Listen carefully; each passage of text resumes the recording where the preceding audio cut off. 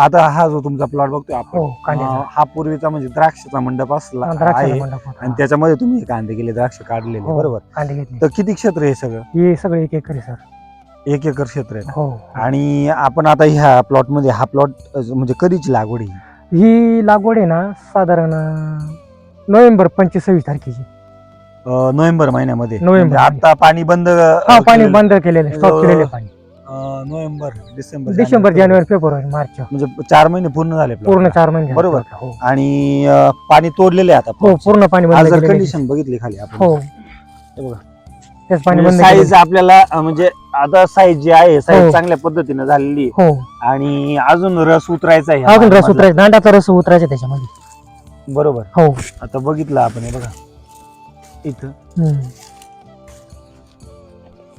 हो ना, म्हणजे प्रॉपर साईज एकसारख्या हो कांद्यांची साईज झालेली आहे. साईज झालेली आहे. आणि वरती दाण जर बघितला, पात जर बघितली, अजून कडक हा आहे, अजून पूर्ण कडकपणा म्हणजे आहे. हा पात पडलेलीच नाही. पात अजून जर पडलेलीच नाही, बघितली plot तर अजून. 1% अजून पात पडलेली पडलेली नाही. नाहीये. नाही जेव्हा ही पात पडेल आणि हा रस पूर्ण कांद्यात होईल, अजून तर थोडी अजून size होईल. कांद्याची साईज होणार. साईज घेणार आहे कांदा. हो, बरोबर. हो. आणि आज जर बघितलं ही साईज जर बघितली, एक अंदाजे 250 ग्रॅमच्या आसपास कांदा. हा 200-250 हा 200-250 ग्रॅम म्हणजे हो कमी जास्त थोडा इकडे तिकडे आहे.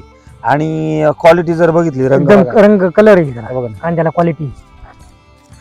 आणि डबल पत्ती आपली जी हो. आहे, डबल पत्ती पूर्ण, बरोबर. डबल पत्ती आणि शायनिंग बघा ना त्याची जी- कडक एकदम हे बघा ना, shining. कलर बघा ना कसा आहे. लाल कलर एकदम. हा? फुरसून तर- घेते, पुन्हा फुरसून हा घेते. पुन्हा फुरसून घे, बरोबर. आता एकंदरीत आता ह्या पाठीमागचं जे आपलं गणित आहे, म्हणजे हो. आपण लागवडीपासून ते आतापर्यंत आतापर्यंत हा याच आहे ना लागवडीला आम्ही कृषीधनच्या 10 बॅगा टाकलेल्या आहे.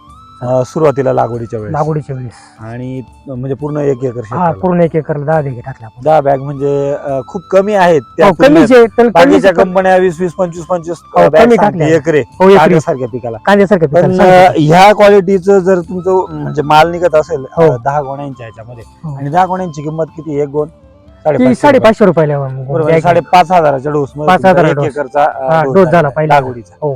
त्यानंतर कसं नियोजन केलं? नंतर जे आम्ही ज्यावेळेस तणनाशक मारलं 21 दिवसांनी. 21 दिवसांनी त्यावेळेस विरा घेतली थोडी, त्याच्यात 1 बॅग हम्म. आणि ग्रीन भूमीच्या 2 बॅगा घेतल्या हा, हा. आणि एन बुस्टरच्या 2 बॅगा घेतल्या. म्हणजे असं हे जे खत आहे हा हे हे mix स्टेप बाय केलेलं आहे. स्टेप न टाकलेले म्हणजे रासायनिक आणि plus हे आपलं प्लस ग्रीन भूमी, ग्रीन भूमी एसबीटीचं सेंद्रिय खत. एसबीटीचे सेंद्रिय खत वापरले आणि एन बुस्टर त्याच्यामध्ये एन बुस्टर घेतलेले 2 घेतलेले. बॅग. बरोबर. असा मिक्स डोस तुम्ही मिक्स टाकले तणनाशक फवारल्यानंतर नंतर टाकले.